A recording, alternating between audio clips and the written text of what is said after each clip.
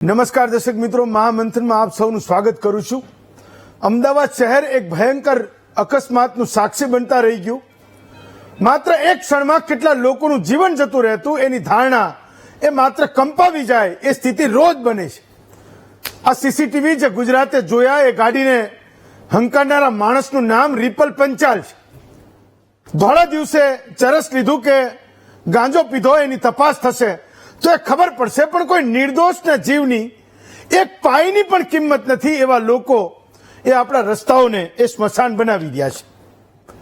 Ripple જેવી માનસિકતા ધરાવતા લોકોને હું મારી ટીમને કહીશ કે વિડીયો સાઈડમાં ચલાવે, એ ખબર પડે કે વાસ્તવમાં એ ઘટના બની હતી શું। ભાઈ, એ વિડીયો સાઈડમાં તમે ચલાવજો। એક સર્કલ છે, જેવો અકસ્માત કર્યો એ ઘર પરિવાર તરત જ એ મેદાનમાં આવી જાય છે। આ કેસમાં તો પીધેલી હાલતમાં ભાઈ પકડાઈ ગયા છે, પણ આવું કરીને ભાગનારાઓને સંતાડી રાખવાનું કામ એ હું માનું છું કે આપણામાંથી જ કેટલાક લોકો કરે છે, ઘર પરિવારમાંથી કરે છે। એમના પત્ની મેદાનમાં આવ્યા કે રિપલ દારૂ તો પીવે છે પણ એ માનસિક રોગની એ દવા પણ લે છે। એટલે આ કોઈ લોજિક છે? એ તો ભગવાનનો આભાર માનો કે તમારે સંબંધમાં ભાઈ જે થતા હોય, કોઈનો જીવ બચી ગયો, કાયદાકીય સલાહ આપનારા એની આજુબાજુમાં તરત આવી જાય એવું આપણને રોજ દેખાય। તો એક પ્રજા તરીકે આપણા ચરિત્ર પર મોટો સવાલ છે। જેણે જાહેર જનતાનો દ્રોહ કર્યો હોય એની સામે સગપણ રાખીને એ આપણા રાજ્યનું બુરું શેના માટે કરવું એ વિચાર કોઈ કરતું નથી। એક વાતાવરણ બને કે ગુનો કરનારો એ કાયદાની એરણે ચડે, એક માહોલ બને કે ગુનો કરનારો કોઈ પણ હોય સૌથી સુરક્ષિત ગુજરાત બનાવવા માટે એ આપણે થોડું બદલાવવું પડશે, કરવું પડશે। ગાંધીનગર એ ગિફ્ટ સિટીની આજુબાજુ જમીનોના જે ભાવ વધ્યા એનાથી કેટલાક ગામોમાં એ ગાડીઓ વાળાનો તોર એ કંઈક અલગ જ છે। અમદાવાદમાં રહેનારા કે ગાંધીનગરમાં રહેનારા કે અમદાવાદ ગાંધીનગર ઓળંગીને ઉત્તર ગુજરાતમાં જનારા ઘણા બધા લોકો એ જોતા હશે, એનો અનુભવ કરતા હશે। કાળા કાચ હોય, નંબર પ્લેટ હોય તો હોય, નહીતર ના હોય। અને ગાંધીનગરની આજુબાજુના કોઈ રસ્તે તમને એવું લાગે કે રોડ, એ જે રોડ છે એ રનવે છે અને એના ઉપર વિમાન એ ટેક ઓફ કરી રહ્યું છે। કોઈ માપ જ નહીં, કોઈ રોકનારું નથી, કોઈ પૂછનારું નથી। તમે જોજો, હું ગાંધીનગરમાં 2 નંબરથી આવેલા પૈસાનો ખેલ કેવો છે એનું ઉદાહરણ કહું છું। એ સીસીટીવી આજે સવારે આવ્યા। સવારમાં પોલીસે એક સીસીટીવી શોધ્યા જેમાં એક ગાડીવાળા ભાઈ એમનું 2 વ્હીલર લઈને એ ઘરે નીકળ્યા। રસ્તામાં એક ગાડી એમના ઉપર ચડે છે। ભાઈ, તમે એ ચાંદખેડાના સીસીટીવી ચલાવશો, એ ચલાવશો, લોકો જોવે આ સીસીટીવી તમે જોવો। એમના ઉપર ગાડી ચડી, ગાડીની સ્પીડ તો ધીમી છે પણ છતાં ગાડીનો ચાલક એને બ્રેક નથી મારતો। બેકાબુ હોવાની કોઈ વાત નથી, પણ જે રીતે એક માણસને એ ગાડીની ટક્કર વાગે છે એ જોતા આપણને લાગે કે આ રસ્તાને સ્મશાન બનાવવા જ એ માણસ આવ્યો છે।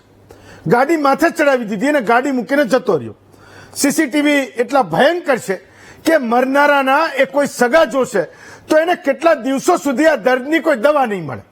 અને જ્યારે જ્યારે એમને આ ઘટના યાદ આવશે ત્યારે પીડા જે એમના સ્વજનને થઈ હશે, જ્યારે એક્સિડન્ટ થયું હશે, એ જીવતા જીવતા એ જીવે છે જે લોકો એ સીસીટીવીને યાદ કરશે, અકસ્માતને યાદ કરશે તો એમને એ પીડા એ રોજ વેઠવી પડશે। એવું કહે છે કે ડીવાયએસપીનો આ નાનો ભાઈ કોઈ ગાડી ચલાવતો હતો, એ ગાડીનું રજીસ્ટ્રેશન કોઈ ધીરજ પરમાર નામના વ્યક્તિની નામે છે। હવે પોલીસને શોધવાનું છે કે ડીવાયએસપી હતો તો એ કોણ હતો અને એ ડીવાયએસપી હતો તો એનો નાનો ભાઈ એ કોણ હતો, પણ હજી સુધી શનિવારે અકસ્માત થયેલી આ ઘટનાના એ તાર એ પોલીસને હજુ મળ્યા નથી। એની એ ધરપકડ કરવાની એ હજી વાર છે અને કદાચ પોલીસને મળી પણ ગયો હશે તો પોલીસે હજુ સુધી કોઈ ફોડ પાડ્યો નથી કે આ અકસ્માત એ આફ્ટરઓલ કર્યો કોણે। જે અકસ્માતના દ્રશ્યો એ તમે આ ટીવી પર જુઓ છો। તો શહેરોમાં બેફામ વાહનો ચલાવનારાઓના ઈરાદાઓ એટલે પણ બુલંદ છે કારણ કે ટ્રાફિકને જેને મેનેજ કરવાની જવાબદારી છે પોલીસ અને ટીઆરબીના જવાનો એ દોડધામ વાળા સમયમાં મોબાઈલમાં મથતા હોય છે, જે રોજ આપણે જોઈએ છીએ। અને જે પોલીસ કર્મચારીઓ ઈમાનદારીથી ટ્રાફિકને મેનેજ કરવાનો પ્રયત્ન પણ કરે છે એને આપણે નવરા થવા દેતા નથી। 4 રસ્તા પર લાલ લાઇટ પછી એ કેવી રીતે છટકી જવું એ માથે મગજમાં ચાલતું હોય તો પોલીસ વાળાએ શું ટ્રાફિક મેનેજ કરવાના છે એ આપણને બધાને ખબર પડે છે। તો આજે રસ્તાઓને સ્મશાન બનતા રોકવા હશે તો એ સમયનો તકાજો છે કે દારૂ પીને અકસ્માત કર્યો હોય તો એની તપાસ થાય કે ભાઈ દારૂ લાવ્યા ક્યાંથી. એ પોલીસ સ્ટેશનના જવાબદાર માણસનો લેખિતમાં જવાબ થાય અને કસૂરવાર પોલીસ હોય તો પોલીસ પણ સસ્પેન્ડ થાય. આજે તો સ્થિતિ એ છે કે એકવાર તથ્ય જેવા ગંભીર અકસ્માતો કરનારાના એ લોહીના નમૂના તો લેવાય, પણ દારૂથી આગળ કોઈ વાત ક્યારે આવતી નથી. આ રસ્તા પર લોકોનો જીવ લઈ લેતા એ નફ્ફટ મનચલાઓ એ દારૂ સિવાય પણ કંઈક લે છે એ નક્કી છે. પોલીસને રસ પડવો જોઈએ કે સ્મશાનમાં બદલાતા ગુજરાતના રસ્તાઓને રોકવા છે. એક વાત વિચારવાની એ પણ છે કે અકસ્માત કર્યો હોય અને પોલીસ સ્ટેશન લઈ જાય તો દારૂ પીધો હોય એવો, એટલે એનો જે નશો હોય એ સેકન્ડમાં ઉતરતા મેં હજારો વાર જોયો છે. પોલીસનું નામ પડે એટલે બધો નશો ઉતરી જાય.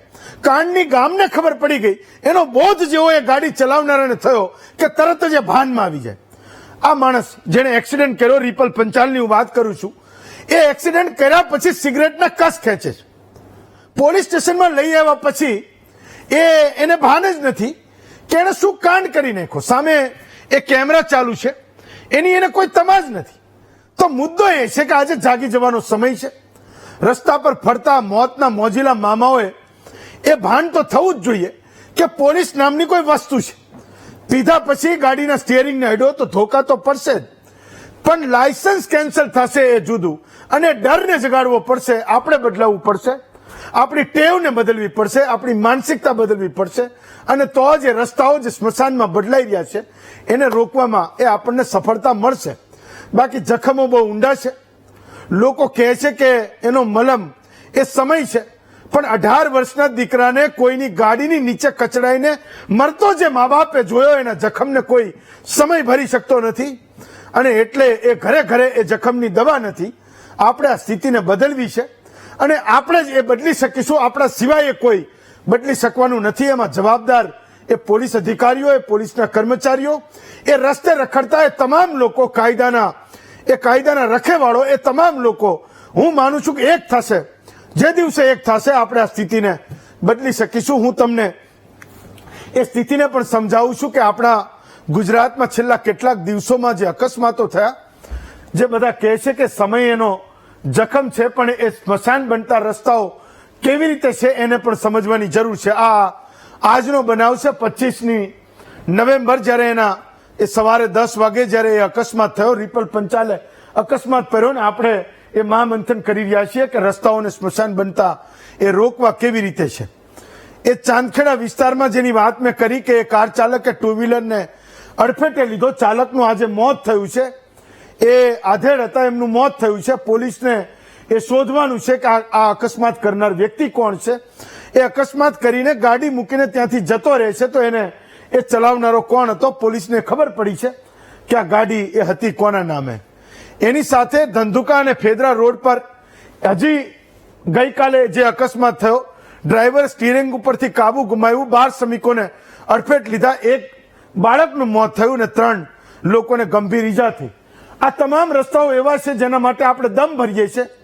આપણે એવું કહીએ છીએ કે હજારો કરોડો રૂપિયા ખર્ચ કરીને એ રસ્તાઓ બન્યા, પણ છતાંય એ રસ્તાઓને મોતમાં ફેરવનારા લોકો એ હજુ પણ રોકાતા નથી.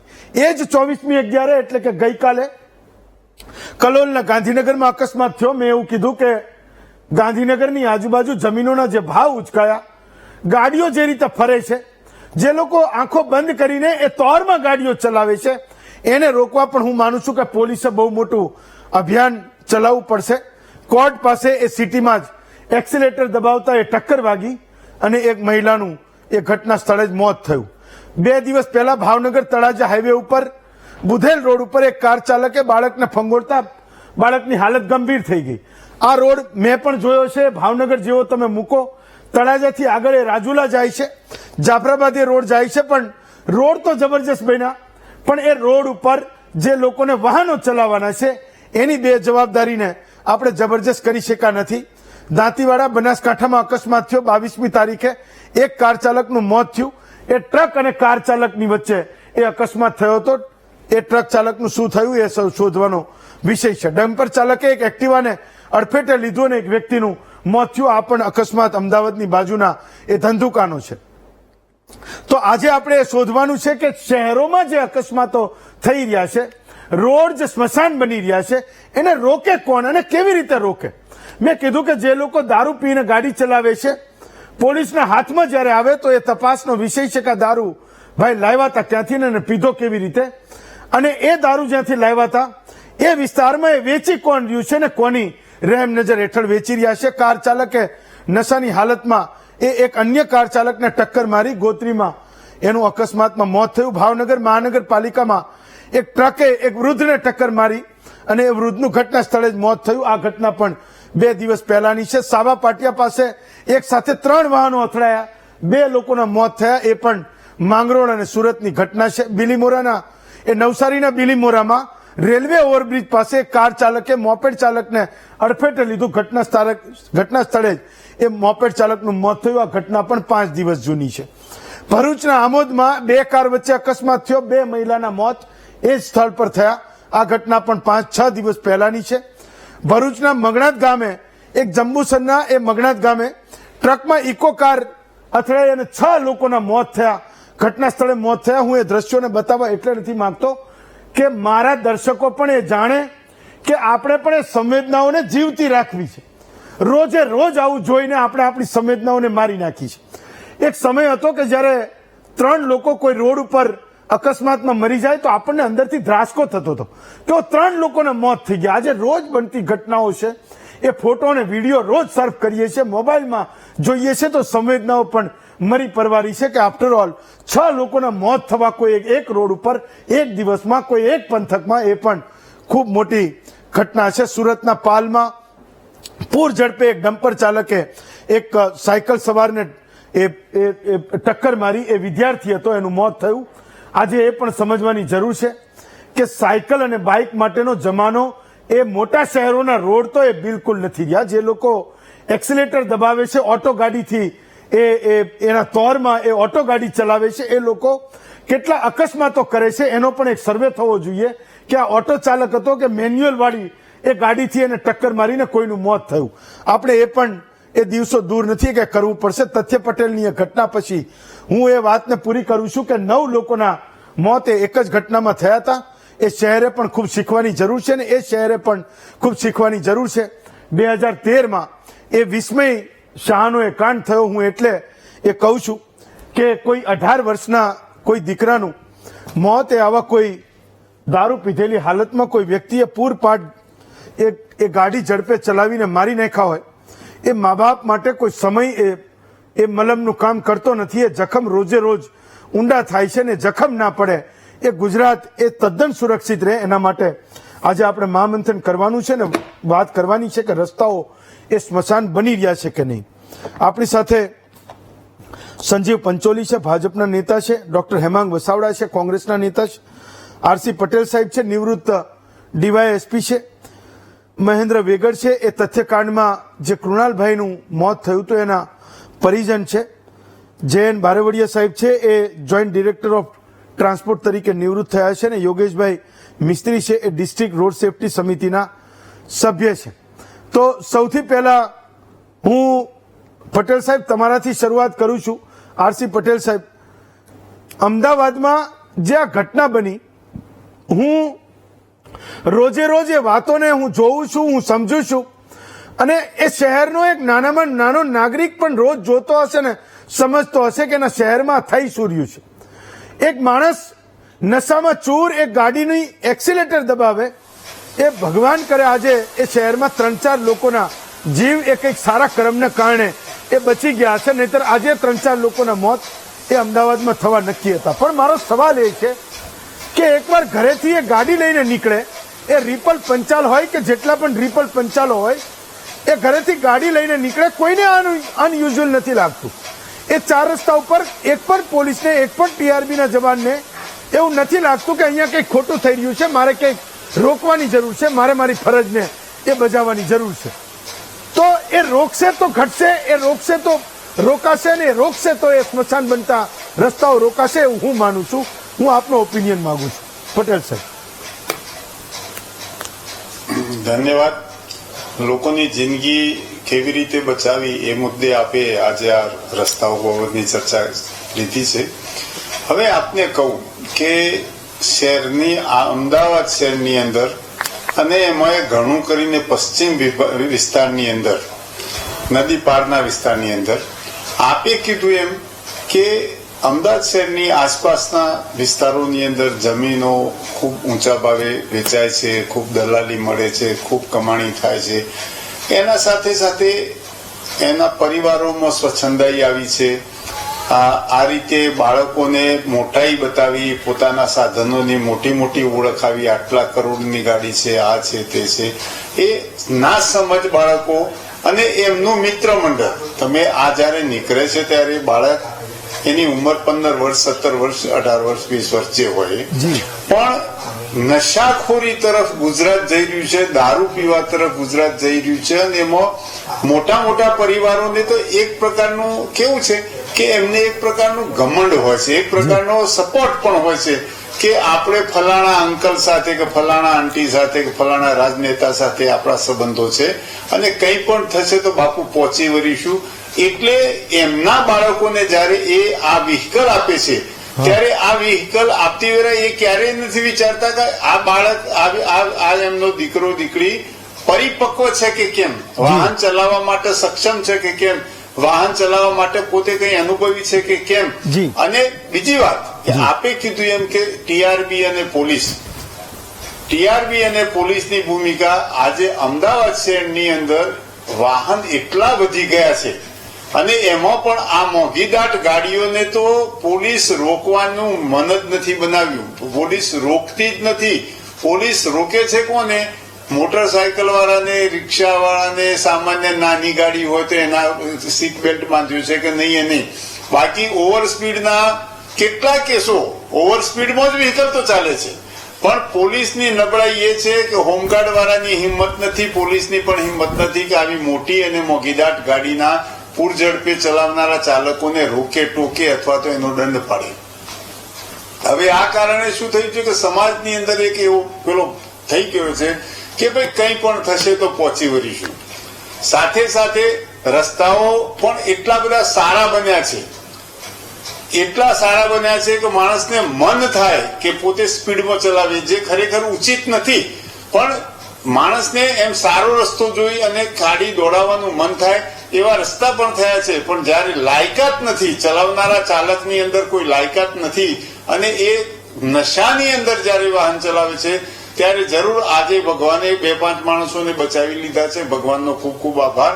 પણ પોલીસે સતત દરેક ચોકડી ઉપર, દરેક રસ્તા ઉપર યોગ્ય નિયંત્રણ અર્થે અને પેટ્રોલિંગ પણ કરવું પડશે, રોકવું પડશે, ટોકવું પડશે, ચેક કરવું પડશે, પકડવા પડશે.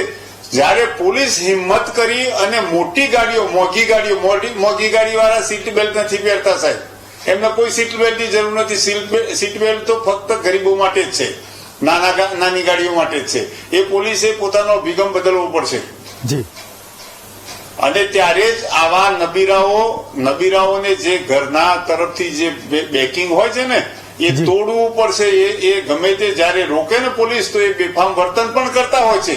એ કઈ એ સામાન્ય બાબત નથી. પોલીસ જ કરી શકશે નિયંત્રણ, અને સમયે જનતા પણ ત્યાં બરાબરનો મેથી પાક ચખાડીને એમને ભાન કરાવવું પડશે.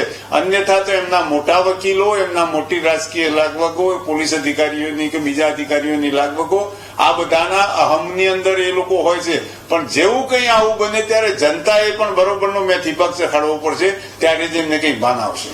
ડોક્ટર વસાવડા, આજે તો આપણે જયારે મહામંથન કરીએ છીએ ત્યારે કોઈ મોતની એવી કોઈ ઘટના બની નથી ને એ લોકોની એ અપેક્ષા હોય કે જયારે કોઈ મોટી ઘટના બનશે તો કંઈ તમે આવશો ને 4-5 લોકોને એના સવાલો પૂછશો. પણ આજે આપણે એ વિચારવાની જરૂર છે કે ગુજરાતના રસ્તાઓ રોજ એ મોત લાવી રહ્યા છે. કોઈના ઘરનો કોઈ એક ચિરાગ ઉજાડી રહ્યા છે, કોઈના પાસેથી કોઈ બહેનનો ભાઈ લઈ રહ્યા છે, કોઈના મા બાપ એ રસ્તાઓ છીનવી રહ્યા છે. આ એક સમગ્ર ગુજરાતે ઉપાડવા જેવું અભિયાન છે, જેમાં પોલીસ હોય તો પોલીસ, સરકાર હોય તો સરકારે, અધિકારી કર્મચારી હોય તો એ, અને સામાન્ય માણસ પણ એ જોડાઈ જાય. હું માનું છું કે ગુજરાત સૌથી વધારે સુરક્ષિત કરવામાં આપણે સફળ રહીશું એવો એક વિશ્વાસ મને છે. પણ જયારે અમદાવાદમાં આજે 3-4 લોકોના જીવ બચી ગયા હું માનું છું કે આજે એ વિષય બરાબર ઉપયુક્ત છે કે ગુજરાત કંઈક નિશ્ચય કરે, આપણે કંઈક આગળ વધીએ. ડોક્ટર વસાવડા. હેમંતભાઈ, આમ તો ઘણા લોકો માટે રિપીટ થશે, ઘણા લોકો માટે નવી વાત છે હું કરું. એક ભાઈ પોલીસ સ્ટેશનમાં ફરિયાદ કરવા ગયા હા. કે મને ગાડીએ અડફેટે લઈ લીધો, બધે બહુ વાગ્યું. એટલે પોલીસ ઇન્સ્પેક્ટર પેલા તો મળ્યા જ નહીં, પછી માંડ મળ્યા. એણે પૂછ્યું કે કોણ ગાડી ચલાવતો હતો, તો કે ડીવાયએસપી નાના ભાઈ. તો કે તો પણ તારે રસ્તે ધ્યાન રાખીને ચાલવું જોઈએ ને, કે તું ધ્યાન રાખ્યા વગર ચાલતો એ તો ઉડાડી દે ગાડી. પણ કે સાહેબ સાંભળો તો ખરા, હું તો ખેતરમાં બેઠો તો ને બીડી પીતો હતો. એટલે ઇન્સ્પેક્ટરે તરત જમાદારને બોલાવ્યા કે આ જાહેરમાં ધૂમ્રપાન કરે છે, ફરિયાદ નોંધો. આ સ્થિતિ ગુજરાતમાં છે. જે પટેલ સાહેબ બોલ્યા કે મોંઘી દાટ ગાડીઓને પોલીસ રોકતી નથી, એને કાળા કાચ હોય છે. રાજકોટમાં નંબર વગરની કાયદો તોડતી ગાડીને જે ભારતીય જનતા પાર્ટીના એક ઓલામાં જઈ રહી હતી કાર્યક્રમમાં, એને છોડાવવા માટે ધારાસભ્યએ રીસર પોલીસ હારે ઝઘડા કર્યા, ટોળાએ પોલીસને ઘેરી લીધું અને અંતે સ્પોટ મેમો ઉપર ગાડી છોડાવીને ચાલ્યા ગયા. ખરેખર એ ગાડી જપ્તીમાં જાય એમ હતી. કાળા કાચ વાળી ગાડીઓ સામે પાછળ પોલીસ લખ્યું હોય કે આગળ કંઈક દેખાતો એવો ખેસ ટીંગાતો હોય અરીસામાંથી, એટલે પોલીસ સિયામિયા. આ વાત બહુ નિશ્ચિત છે. જે બીજી વાત મેં આપના મામંથનમાં અગાઉ પણ કરી હતી કે મારામારીના કેસ આવે, ચોખ્ખું ફરિયાદમાં લખાવે કે દારૂ પીવાની બાબતમાંથી કે દારૂ વેચવાની બાબતમાં મારામારી થઈ. પોલીસ ખાલી મારામારી પૂરતી જ તપાસ કરે. ગંભીર બાબત જે આપે કીધું એ કે દારૂ પીધો ક્યાંથી, કોણે વેચ્યો, બે વેચતા હતા તો હદની મારામારી થઈ. આ દરેક બાબતમાં પોલીસ દારૂ અને ડ્રગ્સમાં ગુજરાતમાં ખૂબ સહકાર આપે છે. પોલીસ મિત્ર છે એ લોકોની. એટલે આજે આપ જે બતાવી રહ્યા છો પંચાલવાળા, કોઈ પણ માણસ જોઈને કહી દે કે એ નશામાં છે. સામાન્ય માણસ જે મેડિકલ ફિલ્ડમાં નથી, જે પોલીસમાં નથી, એ પણ જોઈને કહી દે કે આ ભાઈ નશામાં છે. હવે શેનો નશો, ક્યાંથી આવ્યું, કોઈ તપાસ થશે નહીં. વાહન અકસ્માતનો ગુનો નોંધાશે અને એકાદ દીમાં જામીન મળી જશે. બીજી બહુ ગંભીર બાબત જે ગુજરાત પોલીસ અત્યારે જે કરી રહી છે અને જે રીતે ચાલી રહી છે, એમાં હું આપનું ધ્યાન દોરું કે જે સીસીટીવી લાગ્યા છે, જો કે અમદાવાદમાં ઘણા બંધ છે, રાજકોટમાં ઘણા 100 બંધ છે. સીસીટીવી એક ચોક થી બીજી ચોક વચ્ચે હાઈ સ્પીડમાં કાર જાતી હોય તો બીજા ચોકમાં એને રોકી લેવાની તમામ પોલીસ નથી કરતી. તમને સીસી કંટ્રોલ રૂમ છે, તરત દેખાય કે આ ઓડી ફડફડાટ જાય છે અથવા ડ્રાઇવિંગ આડું અવળું છે, કારણ કે ડ્રાઈવર કદાચ નશામાં હોઈ શકે, તો આગલા સ્ટોપ ઉપર પોલીસ ઇન્ટરસેપ્ટર રાખીને પકડી લે, એવું હજી સુધી થતું નથી.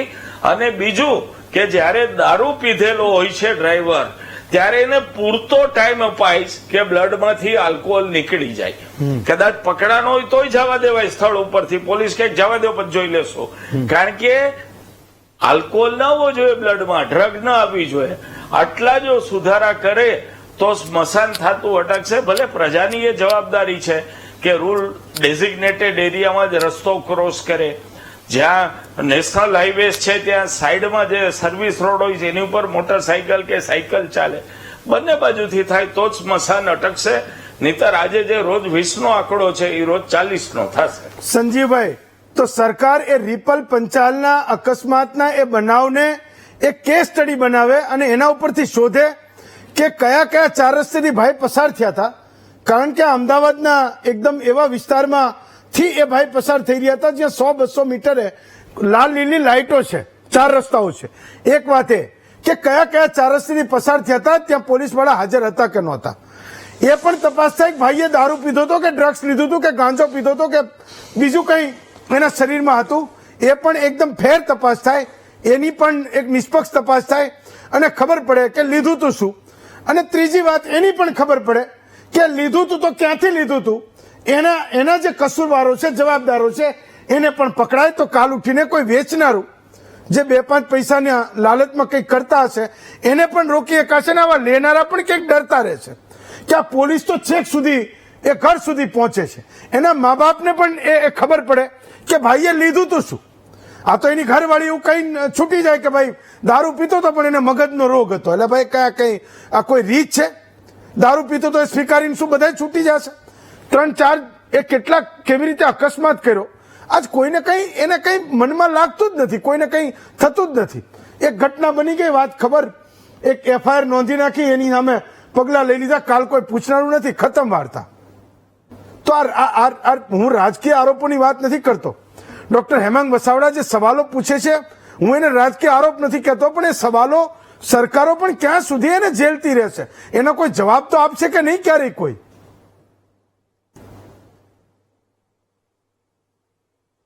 હેમંતભાઈ, જે રિપલ પંચાલવાળી ઘટના છે, મેં સમગ્ર વિડીયો એના જોયા અને રિપલ પંચાલની એક્સિડન્ટ કર્યા પછીની પ્રતિક્રિયા પણ જોઈ.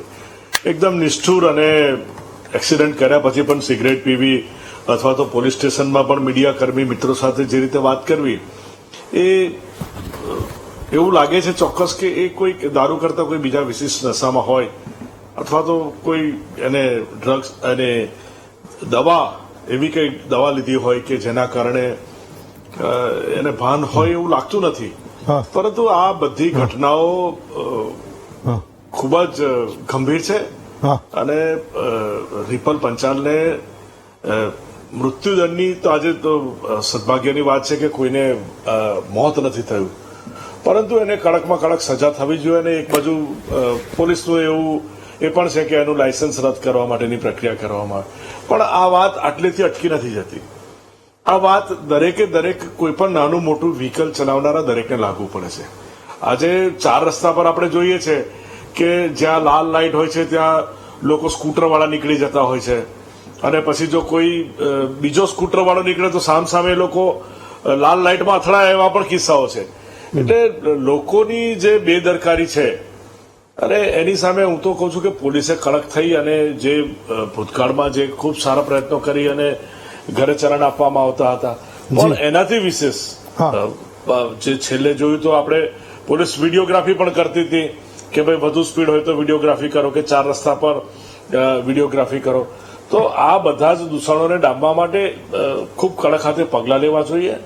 અને જેમ તમે ઘણા બધા સિરીઝ ઓફ એક્સિડન્ટ્સ બતાવ્યા, તો મોટા ભાગે કાર ચાલકો કે નાના સ્કૂટર વાળી બહેનો પણ આમ મોબાઈલ આમ લગાડીને વાત કરતા હોય છે. કાર ચાલકો જ્યારે મોબાઈલ પર વાત કરે તો એની સ્પીડ ઓછી થઈ જતી હોય છે. એટલે એ, અને વિના કારણે જ્યારે લાલ લાઇટ હોય ત્યારે પસાર થવું, આ બધું લોકોએ પણ ન કરવું જોઈએ. અને રોંગ સાઈડ પર વારંવાર આવવું, ઘણા બધા અકસ્માતો રોંગ સાઈડ પર આવવાના કારણે બી થાય છે. હમણાં તમારા જ ટીવીના માધ્યમમાં એક જોયું કે ભાઈ એક કાર સીધી સાદી આવી રહી છે અને સામે એક ખાખી ડ્રેસ પહેરેલો વ્યક્તિ છે, કોણ છે ઓળખાતું નથી, પરંતુ એ બાઇક ઉપર સામે કારને અથડાય છે. એટલે આ ડ્રાઇવિંગની કેટલી નિષ્કાળજી, કારણ કે પેલો ભાઈ તો સીધો જ આવી રહ્યો છે. એટલે આ બધાની સામે એક તો આપણા દેશની વધતી વસ્તી અને એની સામે વધતો ટ્રાફિક, પરંતુ લોકોએ પણ બેદરકારી ન દાખવી અને વાહન સારી રીતે ડ્રાઈવ કરવા જોઈએ. તમામ ટ્રાફિકના નીતિ નિયમોનું પાલન કરવું જોઈએ. લાલ લાઇટમાં બહાર ન નીકળવું જોઈએ. એટલે આ બધું જ વાઇસ વર્સા છે, તો જ આપણે અકસ્માત ઘટાડી શકીએ. કારણ કે તમારા જે આંકડા છે કે દર વર્ષે એપ્રોક્સિમેટલી 20,000 અકસ્માત થાય છે અને 7,000 થી 8,000 લોકો મૃત્યુ પામે છે. ખૂબ જ ચિંતાજનક વિષય છે. તજજ્ઞો પણ આપણી સાથે છે. આ એપિસોડ છે એ તમામ લોકો નિહાળીને એક એવી પણ શીખ લે કે ભાઈ હું મારું પોતાનું વાહન તો ખૂબ સાવચેતીથી ચલાવીશ. ઓકે, ચાલો, હું એ ગુજરાતની જનતાને પણ જોડવા માંગુ છું. કેટલાક ઓપિનિયન એ હું પબ્લિકમાંથી પણ લેવા માંગુ છું. વિરલભાઈ જાની છે રાજકોટથી, એ કોલ લઈએ, પછી આ ચર્ચામાં હું આગળ વધુ છું. વિરલભાઈ છે લાઈન પર, ભાઈ આપો વિરલભાઈને. હા વિરલભાઈ બોલો, રાજકોટથી. હેમંત સાહેબ જી. નમસ્કાર સાહેબ. હમણાં મેં પંચોલી સાહેબને સાંભળતો હતો. નમસ્કાર જી.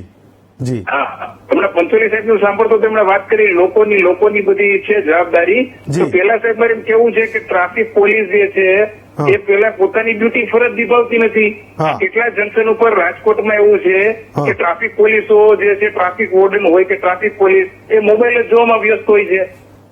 કેટલા Yes. સર્કલ ઉપર એવું થાય છે.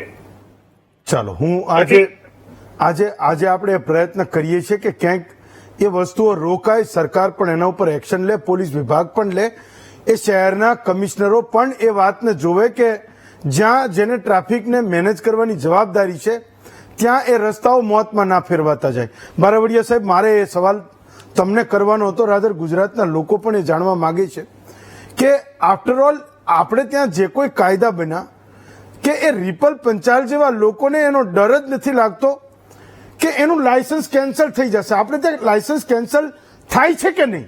આપણે કોઈને લાયસન્સ કેન્સલ કરીએ છીએ કે નહીં? અને લાયસન્સ કેન્સલ થાય છે તો એ લાયસન્સ કેન્સલ થયા પછી લોકો ગાડી લઈને ફરે તો એને પકડવા માટેનું આપણી પાસે કોઈ મિકેનિઝમ છે કે નહીં? કારણ કે નહીતર તો એવું થશે કે આપણે કોઈ અકસ્માત બને ને કોઈ બચી પણ જાય તો મારા જેવાને કોઈકને થશે કે ચલો 4 સવાલો આજે લોકોને પૂછવા જોઈએ, અહીંયા કોઈકને બોલાવવા જોઈએ, ભાજપ કોંગ્રેસને પૂછવું જોઈએ, ને આપણે બધા શું કરી રહ્યા છીએ એ પણ પૂછવું જોઈએ. પણ આવું કંઈ નહીં થતું હોય તો આ તો રોજની ઘટના છે. એ 7,000 8,000 ના મોતને એ કોઈ ઓછા નથી કરી શકવાના.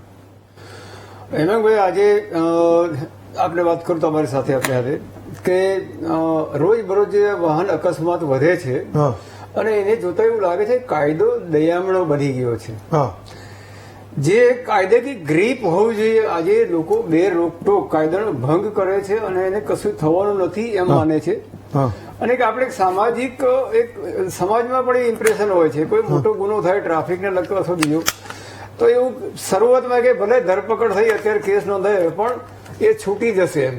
હા હવે જે આ એક લોકોમાં જે કોન્ફિડન્સ બેઠેલો છે કે છૂટી જશે હા અને એમાં છૂટી જશે, એમાં ઘણા બધા અકસ્માતો થતા હોય છે. હા લીડરશીપનો સવાલ છે. એક તો પોલિટિકલ વિલ જોઈએ. આજે મારે કહેવું જોઈએ કે અધિકારીઓ જે કામ નથી કરતા અથવા એલિગેશન કરવા કેમ નથી કરતા તો એને તમારે પણ છૂટો દૂર આપવો જોઈએ. હા અને જ્યાં સુધી તમે એને છૂટો દૂર અથવા નહીં આપો, જ્યાં સુધી કંટ્રોલ કરવાનું, તો ત્યાં સુધી આ શક્ય નથી. અને આપણે જોઈએ છીએ કે જયારે અકસ્માત કર્યા પછી ભલામણો આવતી હોય છે હા અથવા તો ટ્રાફિકના નિયમ ભલામણ જ્યારે હોય ત્યારે પોલીસ પકડે છે અથવા તો આરટીઓ પકડે ત્યારે એને ભલામણોનો સામનો કરતો. એ વખતે કહી દેવું જોઈએ કે ભાઈ ત્યાં ભૂલ કરી છે, તું તારી રીતે ભોગવી લે. હા અને ખરેખર એનો તમે હિતેચ્છુ નથી, તમે એને જે એન્કરેજ કરીને છોડાવીને તમે એના દુશ્મન બનો છો. અને એ સામાન્ય રીતે એક વખત છૂટી ગયા પછી એ બે રોકટોક રોડ ઉપર ગુના કરતો થશે. હા કાયદાકીય જોગવાઈઓ તો છે જ, કાયદાનો અમલ કરવા માટેની એક જે તૈયારી હોવી જોઈએ એ નથી અત્યારે દેખાતી. હા અને આપણે એક બીજું ઉદાહરણ આપું જી કે કેન્દ્ર સરકાર એક કાયદો સુધારી, હિટ એન્ડ રનમાં 10 વર્ષ માટે જેલની સજાની જોગવાઈ કરેલી. હા અને ખરેખર એ સારી હતી. હા કેટલા વર્ષની હતી અને કદાચ તમે ઘટાડીને 5 વર્ષની કરીએ તો વાંધો નહોતો. હા પણ જે હડતાલ પાડી અને લોકોએ જે સરકાર સામે જે ખરેખર ગુનેગાર છોડાવવા માટે ટ્રકવાળાએ જે હડતાલો ટ્રકવાળાએ કરી. લીધી. હા તો તમે યાર વાહન ચલાવો છો, તમે કોઈને મારી નાખીને જતા રહો અને તમારી કોઈ જવાબદારી નહીં. હા કેમ તો કે ભાઈ 10 વર્ષ માટે જામીન ના મળે, પણ જામીન ના મળે તો તમે જરા વ્યવસ્થિત ચલાવો. હવે જયારે આવું જે છે ને બાળ મરણ થઈ જાય કાયદાનું અને પછી કેન્દ્ર સરકારે છેલ્લે મજબૂરીથી ખેંચવો પડે, હું તો એવું કહું છું. તો આજે વાહનોનું લાયસન્સ છે, લાયસન્સ વાહન ચાલકનું લાયસન્સ પણ રદ થઈ શકે. પણ સવાલ એટલો છે કે મહેનત કરવી પડે, પ્રોસેસ કરવો પડે, એને નોટિસ આપવી પડે, હિયરિંગ કરવું પડે. હવે આ નહીં કરવા માટે હું તે કમ્પાઉન્ડિંગ ફી લઈ લે છે અને જવા દે છે. અને પેલાને હવે આજે જે કહીએ છે ને કે લોકો પાસે પૈસા આવ્યા છે, એક તમને કહું જ્ઞાન, ધન અને જે આ લોકોની પાસે જે ઉછાછળાપણું આવે છે ને, અન્ન છે જે પચે તો પચે ને તે ના પચે.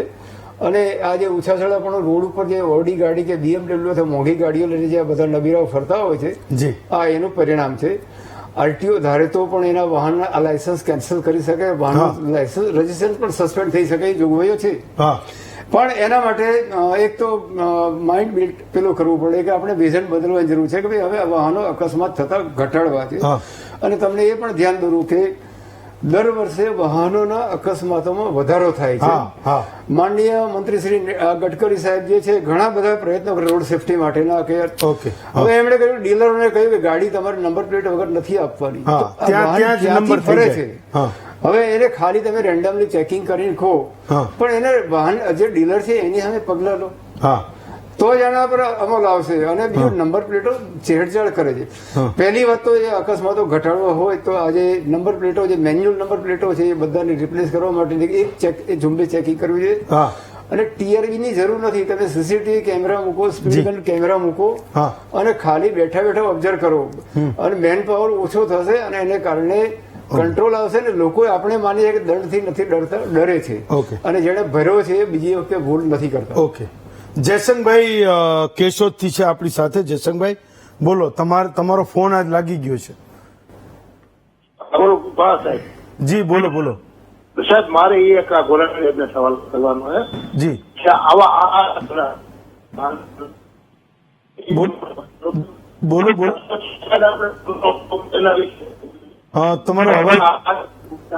તમારો અવાજ બરાબર નથી આવતો જયસંગભાઈ. ઓકે ચાલ. હા આવ્યો સાહેબ. હા હવે બોલો બોલો. અરે સાહેબ હું તમને એ પૂછું છું હા કે આવા મોટા બાપના નબીરાઓ કેટલાક રોડ ઉપર માણસોને મારતા રહે. આની પેલા ઓલા તક છે 9 ને માર નાખ્યા. જી. આજે અમદાવાદમાં આવો બનાવ બન્યો જી. તો આપણે કેટલું આવું જોવાનું છે. હમણાં આપણે વસાવડા સાહેબ વાત કરતા હતા કે ભાઈ આ કાળી ગાડીમાં ગમે ખેસ પહેરીને ગમે એને પતાવી નાખવા. એટલે આપણે હું સમજવાનું બસ એ જ મુદ્દો છે. અને કદાચ આવું મહામંત્રમાં આપણે હાઇબ્રિડ રાખવાનું જોઈએ જ રાખવાનું. મેં એમને એ જ સવાલ પૂછ્યો કે આપણે આ કરતું જ રહેવાનું છે, પણ ક્યાંકથી કોઈક જયસંગભાઈ આપણે શરૂઆત કરવી છે. એ પોલીસને પણ આપણે જવાબદાર બનાવી છે ને એ બેફામ રીતે ગાડીઓ ચલાવતા લોકોને પણ આપણે કોઈ રીતે જવાબદાર બનાવવા છે. આ એક અભિયાનની જેમ આ વાતને લેવી પડશે. યોગેશભાઈ, તો મારો એક મને કાયમ એ સવાલ આવે, હું ક્યારેક રોડ ઉપરથી નીકળતો હોઉં તો વાહનોમાં હું વાંચું છું કે ગ્રાહક સુરક્ષા સમિતિ, તમે જેમ કીધું કે રોડ સેફટી સમિતિમાં તમે કંઈક કરી રહ્યા છો, તો ઘણું બધું આપણે ત્યાં આ સુરક્ષાઓની માટે એ થઈ રહ્યું છે. પણ એ પ્રયત્નો કંઈક કોઈક જગ્યાએ કંઈક એ દમ તોડી દે છે કે ટૂંકા પડે છે કે એક આવડે એવા આપણા ગુજરાતમાં જો 5-7 હજાર લોકોએ અકસ્માતમાં એ જીવ ગુમાવી દેતા હોય તો મને લાગે છે કે આ ક્યાંક કોઈક જગ્યાએ આપણે કંઈક એ પ્રયત્નો પણ આપણા ટૂંકા પડી રહ્યા છે. જે લોકોને એ ગુજરાતના લોકોનું ઘેલું લાગેલું છે, વાલું લાગેલું છે, એ પ્રયત્નો કરે એ પણ ક્યાંક ટૂંકા પડી રહ્યા છે. તો એ પ્રયત્નો કેમ ટૂંકા પડી રહ્યા છે? કેમ એ સ્થિતિ બદલાતી નથી આપણા ગુજરાતમાં? યોગેશભાઈ. હેમંતભાઈ, ખૂબ આભાર આ પ્રોગ્રામમાં સમાવેશ કરવા માટે.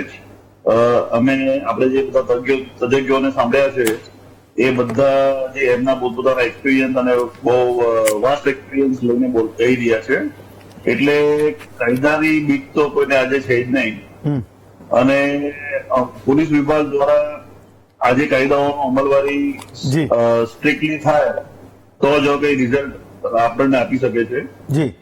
મુખ્યત્વે પોલીસ અધિકારીઓની બી આપણે વાત કરીએ તો પોલીસ અધિકારીની જે અછત છે અત્યારે જે બી સમજો 1 સ્ક્વેર કિલોમીટરનો એરિયા હોય સિટીનો, તો એને ટ્રાફિક નિયમ કરવા માટે જે પોલીસ ફોર્સ જોઈએ છે, ટ્રાફિક પોલીસ જોઈએ છે, પ્લસ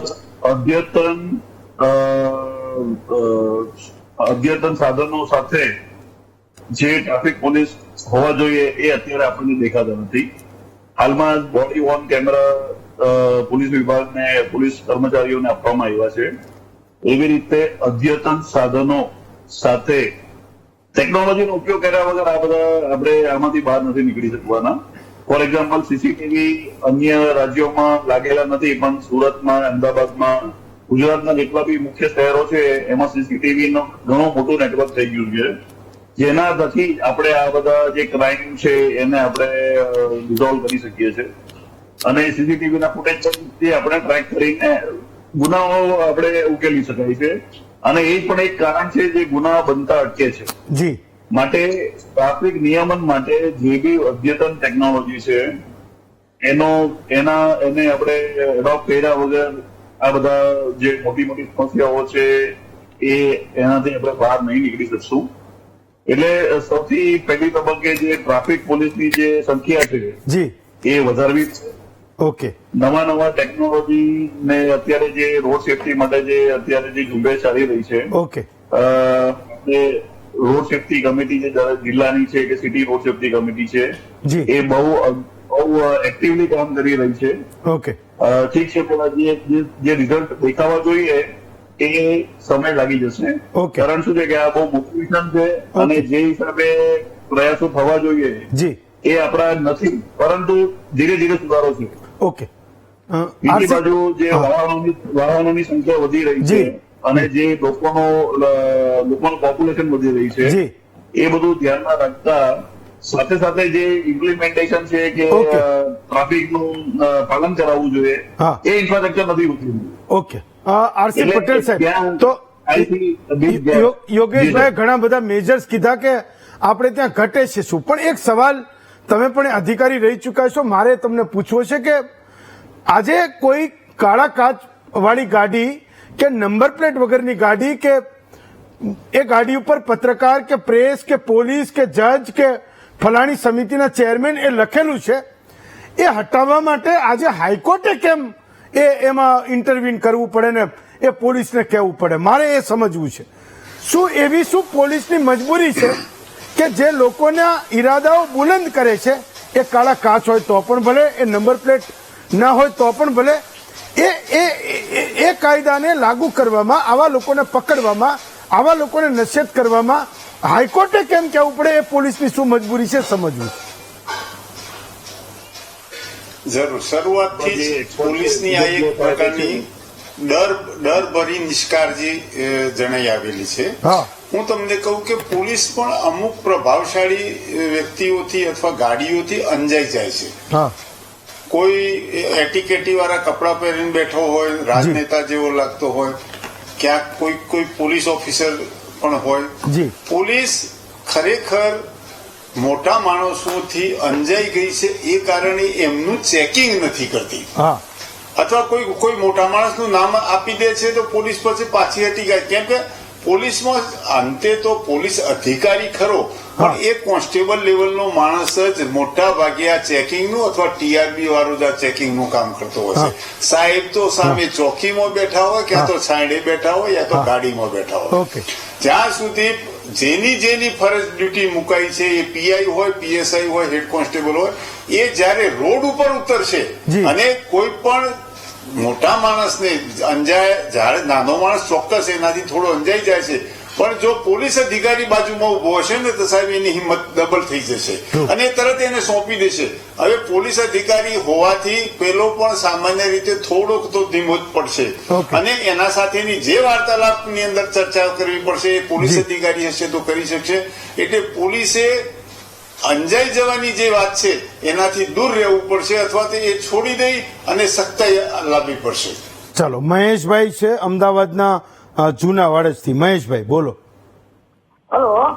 જી બોલો. બોલો ની સાહેબ. જી બોલો બોલો. તો કાળા કાચવાળી ગાડી, કાળી ગાડી, આગળનું પોલીસનું નંબર લખેલું હોય, પાછળ ગવર્મેન્ટ ઓફ ગુજરાત લખેલું હોય અને પંચોલી સાહેબનો ફટકો રહ્યો ને એવું લખેલું હોય, આવી ગાડીઓને કોઈ રોકતું નહીં, કોઈ કશું નહીં. ઉપરથી જો તમે જોવા જાઓ એક તો બીજા નંબર સાયકલ વાળાને તો કોઈ ગણતું જ નહીં. એ ડોહા સાઈડમાં રહે, 56 ની ઉંમર સાયકલ લઈને જતો હોય, એ ડોહા સાઈડમાં રહે અને ગમે ત્યારે ગમે ત્યાં આવે, એવું નહીં.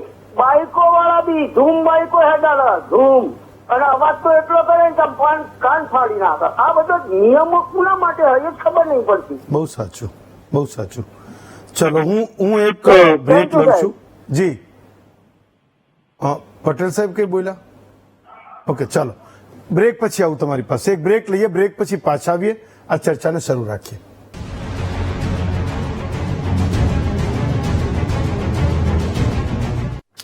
બ્રેક પછી સ્વાગત છે આપનું મહામંથનમાં. અરવિંદભાઈ છે આપણી સાથે અમદાવાદથી. અરવિંદભાઈ બોલો. હા હેમંતભાઈ. જી સાહેબ, એવું કેવું છે કે આમાં પોલીસ અધિકારી જે કોઈ બીજા હોય છે, હા, તે સગા સંબંધી પોલીસમાં હોય ને કઈ નેમ પ્લેટ પોલીસની લગાવીને આવું કરતા હોય છે. હા હા, અને જે મોટા અધિકારીઓ જે હોય એમની તો નેમ પ્લેટ હોતી જ નહીં, અને બીજા નેમ પ્લેટ લગાવીને ફરે છે. એની તો કોઈ પોલીસ પૂછપરછ કરતી જ નથી. ટ્રુ. હા, તો અને ચાલો. બીજું કે અત્યારે જે મેમો આપે છે 1000 જી. રૂપિયા ને 500 રૂપિયાની ફાઇન હોય છે, હા. હકીકતે પોલીસના ખીચામાં જ પૈસા સાહેબ જાય છે. ઓકે. કારણ ઓકે. કે અત્યારે કેવું છે કે 500 નો છે તો સાહેબ 100 રૂપિયા આપીને નીકળી જાવ. એમાં ઓકે. સરકારને કોઈ ફાયદો આમાં થતો નહીં થાય. Okay. Doctor Vasavada, last 30 second. બધા બધું જાણે છે પણ કોઈનાથી કશું થતું નથી. Doctor Vasavada, last 30 second. એક જ સજેશન છે વીટીવી મહામંથનને જી સર. કે આ 2 દિવસમાં એક એવો એપિસોડ બતાવો હા. કે દરેક રસ્તા ઉપર, દરેક ચોકમાં ડ્યુટી ઉપરના પોલીસ કોન્સ્ટેબલો, ટ્રાફિક હેડ કોન્સ્ટેબલો કે આ જે એના મૂક્યા છે બધા ટ્રસ્ટમાંથી, જે નામ તો હું ભૂલી ગયો પણ ખાનગી ટ્રસ્ટોને લાણી કરીને લોકોને મૂક્યા સફેદ બ્લુ કપડાવાળા, એ શું કરતા હોય છે ડ્યુટી અવર્સમાં એ આપ બતાવો. અને એમની જે પેનલ, સેન્ટ્રલ પેનલ છે જ્યાં સીસીટીવીઓ દેખાય જી. છે, ત્યાંના અધિકારીઓ શું કરતા હોય છે, આ 2 વસ્તુનો એક એપિસોડ કરો. આથી વધુ મારે કંઈ કહેવાનું નથી. ચાલો, વિનેશભાઈ છે સુરત થી, છેલ્લો કોલ એક લઈ લઈએ. વિનેશભાઈ, બોલો. નમસ્કાર સાહેબજી. નમસ્કાર સાહેબ. નમસ્કાર, બોલો. હાજી, આ અત્યારે બોલે છે પણ અત્યારે ખાલી કહેવાનું એટલું પોલીસ મહેકમ જ એટલું ઓછું છે અત્યારે આપણી પાસે. ઓકે. બરોબર. અને પોલીસ મહેકમ ઓછું હોવાના હિસાબે નહીં તો અત્યારે કોઈના ઘર પાસેથી ચપ્પલ પણ નથી જાય. ચાલો. અને એની ઉપર પ્રેશર રાજકારણીનું જ આવે છે, ભલે પછી કોંગ્રેસ હોય કે ભાજપ હોય. યસ, બિલકુલ એટલે સાચી વાત પ્રેશર છે. આવી જાય છે તરત જ. Yes. મેં ચાર વખત એસએમસી માં ફરિયાદ કરેલી છે દારૂ માટે સુરત માંથી. જી. બરોબર. 4 વખત દબાઈ ગઈ છે ફરિયાદ. અને અત્યારે ચાલુ છે, દારૂના અડ્ડા ચાલુ છે. એ જ દારૂ પીને અત્યારે 2 ફાંકડા થાય છે અત્યારે આ બધા. સંજીવભાઈ, તો ખૂબ ગંભીર વિષય છે, બધાને બધી ખબર છે પણ કોઈનાથી કશું થતું નથી. સંજીવભાઈ, લાસ્ટ 30 સેકન્ડ. લોકોને પણ ખબર છે. એમાં સાચી વાત છે હેમંતભાઈ. હવે ગુનો કોણ કરે છે? તો ગુનો એ સામાન્ય વ્યક્તિઓ કરે છે. હા. આપણે જયારે જોઈએ છે તો વિદેશોમાં પણ પોલીસ છે, પણ ઓકે. પોલીસ ઘણીવાર દેખાતી જ નથી હોતી. તમે જો વિયેટનામ કોઈ ગયા હોય જી. તો વિયેટનામમાં છે ને પોલીસ વાળો સોજો જડતો નથી, પરંતુ બધું જ ડિસિપ્લિનમાં ચાલે છે. એટલે પોલીસે એનું કાર્ય પણ ખૂબ નિષ્ઠાથી કરવું જોઈએ. સાથે સાથે દરેક વ્યક્તિએ કેવી રીતે ડ્રાઇવિંગ કરવું, કેવી રીતે વાહન પાર્કિંગ કરવું. આપણે ત્યાં શું છે, સેલ્ફ ડિસિપ્લિન પણ નથી. ઓકે. લાઇનમાં પાર્કિંગ નહીં કરવું, ઓકે. વાહન ગમે ત્યાં મૂકવું, અને સિસ્ટમેટિક ડ્રાઇવિંગ પણ નથી કરતા. એટલે એ આપણી પણ નૈતિક જવાબદારી છે. અને મારી લાગણી છે કે તમારા થકી લોકો જે આડેધડ વાહન ચલાવતા હોય જી. કે ટ્રાફિક સિગ્નલ તોડીને જતા હોય, એવા એપિસોડ પણ બતાવો અને લોકોને આપણે સારી રીતે ડ્રાઇવિંગ કરવા માટે એજ્યુકેટ પણ કરવા ચલો, જોઈએ. બારેવડિયા સાહેબ, લાસ્ટ 30 સેકન્ડ. अब तो एक तो पहली बात तो ये છે કે મહેકમની જે વાત કરવામાં આવે છે કે સ્ટાફ ઓછો છે. હવે જી. આજે ટેકનોલોજીનો જમાનો છે, ટેકનો સેવી આવી ગઈ છે. જી. હવે ટીઆરબી ને અથવા ટ્રાફિક પોલીસ ઉપર મદાર નહીં રાખતા, કોમ્પ્યુટરાઇઝેશન છે, તમે સીસીટીવી કેમેરા છે, પછી સ્પીડ જે એના ડોપલર છે એના માટે કંટ્રોલ માટેના છે, એનો ઉપયોગ કરો. જી. અને ખાસ કરીને આજે એક્સિડન્ટો હવે તો વધતા ગયા છે અને ગયા વર્ષની સરખામણીમાં લગભગ 10% જેવો વધારો થયો છે. જી. એ ઘટાડવા માટે એક ખરેખર એને સ્ટડી માટેની કમિટી નીમવાની જરૂર છે રાજ્ય સરકારે. જી. અને આજે દંડની રકમ જે આવે છે હા.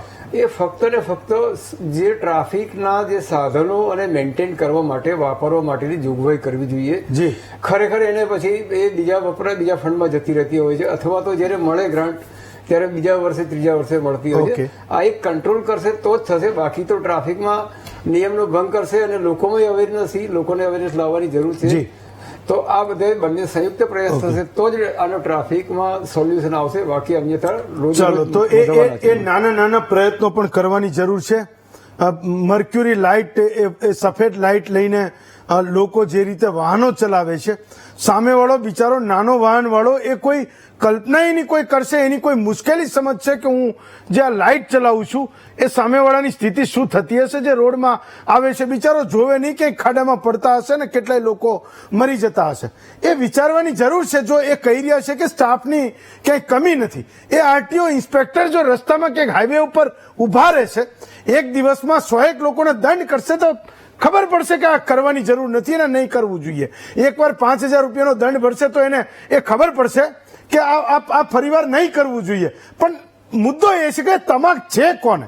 એ કોણ એના દિલમાં એ જનતાનું ભલું લઈને જાય ને રાત્રે ઉભા રહે ને આરટીઓમાં પગાર લે છે તો કઈ વાંધો નહીં, પણ ચલો હું મારી ડ્યુટી કરું. આજે એ વિચારવાનો પણ સમય છે અને ક્યાંક એ લોકોને જવાબદાર બનાવવાનો પણ સમય છે. નહીતર આ બધા આંકડાઓ એ રોજે વધતા જશે.